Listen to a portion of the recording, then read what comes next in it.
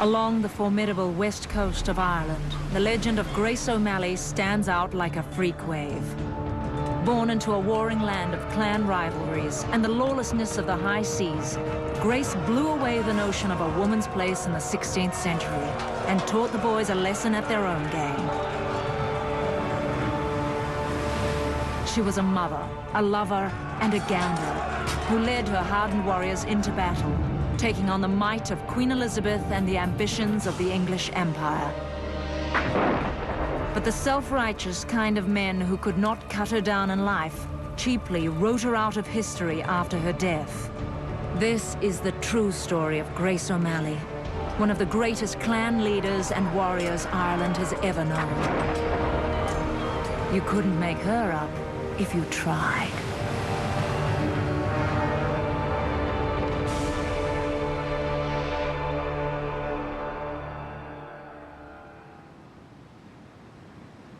Here in County Mayo on the west coast of Ireland, folklore tells the story of a woman sea captain and clan leader by the name of Grace O'Malley.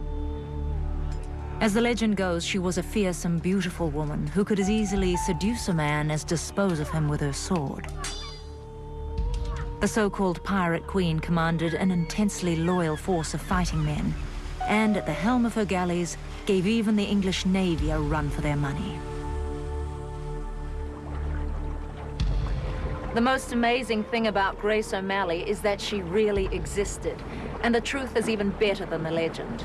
Her lifelong rival, Queen Elizabeth I of England, became fascinated with reports of this infamous woman pirate, also called Chief Commander and Director of Thieves and Murderers at Sea. Grace made a lasting impression on her enemies, at least those who lived to write about it. It is quite an irony of history that Grace O'Malley's factual records should have been written by her presumed enemies, the English. From all these military men who came to conquer her country, that the story, the factual story of Grace O'Malley is written in the dispatches they sent back to court and back to England during these disturbed times. Imprisoned almost in that was the real story of Grace O'Malley. So really, in effect, she and we would have to thank her enemies that they at least wrote something about her. Otherwise, she would have been totally lost to history.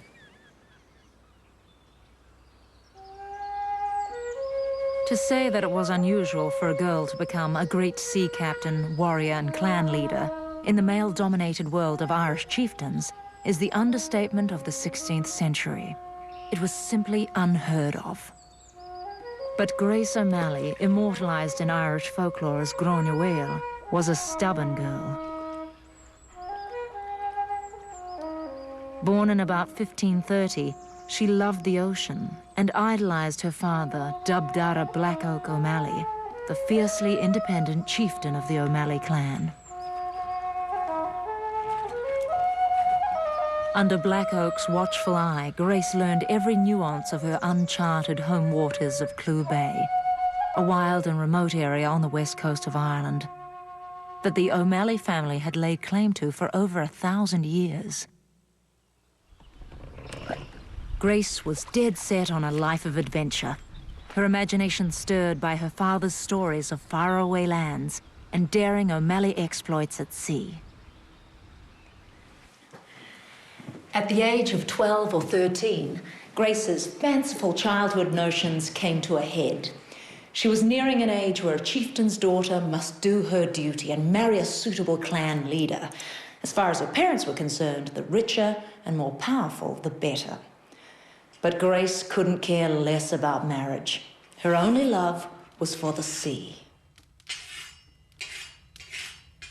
As folklore recounts, her father, Black Oak, was about to sail off on a long journey, and Grace demanded that she was old enough to go with him. True enough if she were a boy. But childhood imagination is one thing. The idea of a young woman going to sea is another, and her parents forbade her to go. Claudia!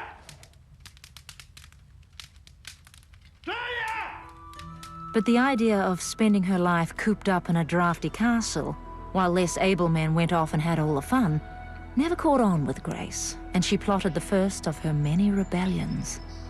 Little did she know that she would be leading her clan into the approaching storm of Irish history. The fight of a lifetime against the English Empire as it tried to bring her Gaelic world to its knees.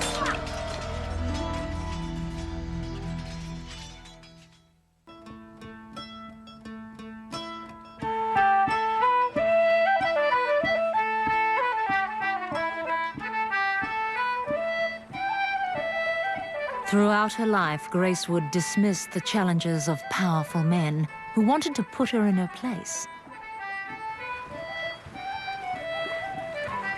But defying her father was different.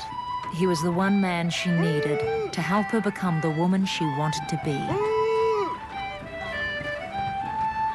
Folklore underlines this crucial point in her life, when young Grace stowed away on Black Oak's ship and comes out of hiding when they are too far out at sea to turn back. The fact that she was a daughter and that her father allowed her really have her head, if you like, and do what came naturally to her, I think speaks volumes about him. Grace O'Malley had one half-brother called Donal of the Pipes. Now, that can be translated in two ways. He was either musically inclined or he rather liked the wine from Spain, which came in pipes a little too much. But he certainly was no mariner. It's Grace who went seafaring. Grace O'Malley's father was prepared to allow his daughter to really become his son, because that's what, in effect, Grace O'Malley did. Black Oak allowed Grace to follow her instincts and go to sea. But back at home, he must have talked some sense into her. Business was business. And at the age of about 16, Grace was married off to her first husband, Donal O'Flaherty, the next in line to be chieftain of the O'Flaherty clan.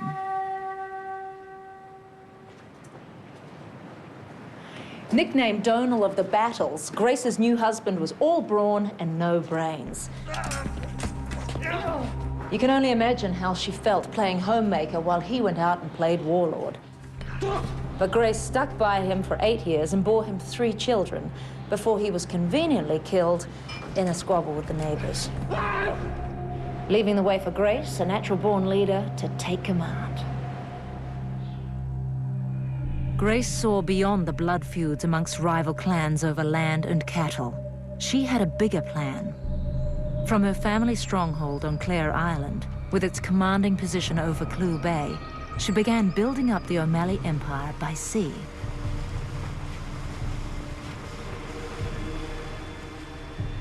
Evidently, Grace was already superseding Donal as a leader before he died. Most telling of all was that the clansmen serving under Donal stuck with Grace after his demise. How is it that this young woman commanded such loyalty from these hardened men? Grace O'Malley had to have something special. She had to be braver than the men she led, otherwise they wouldn't agree to be led by her. She had to be successful at her business. She had to be successful as a part-time pirate, as a sea trader, as a mariner. If she wasn't successful, she couldn't keep a crew of 200 men. All right, Liv. She had to be successful. She had to pay them.